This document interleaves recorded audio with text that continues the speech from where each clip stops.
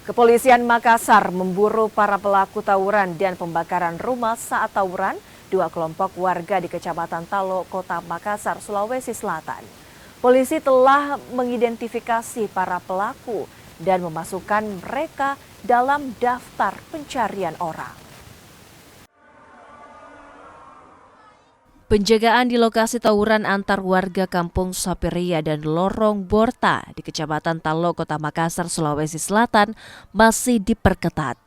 Polisi mendirikan 5 posko di lokasi tawuran dengan melibatkan 350 personil gabungan TNI Polri untuk mencegah tawuran susulan. Sementara itu, proses penyelidikan tawuran pekan lalu kini terus dilakukan. Polisi kini memburu para pelaku tawuran dan juga pembakaran rumah saat peristiwa terjadi. Total ada 10 warga yang masuk dalam daftar pencarian orang. Juga sudah menangkap 1 orang pelaku penembakan yang kemarin terjadi. Dan pada saat sekarang ini kita melakukan pengejaran terhadap 10 orang DPO yang telah melarikan diri di berbagai tempat. Ini sekarang sementara kita cari.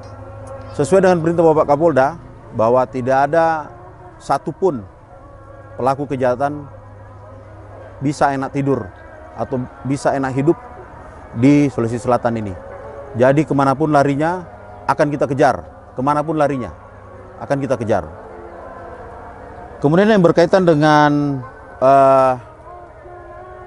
rumah ada 11 rumah yang terbakar, yang nantinya akan langsung diantisipasi atau diperbaiki oleh Pemda nantinya.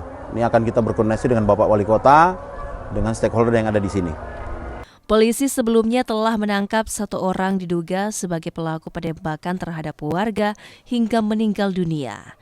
Kasus penembakan ini diduga jadi pemicu tawuran antar warga yang terjadi di daerah tersebut. Arif Tirtada, Kompas TV Makassar, Sulawesi Selatan.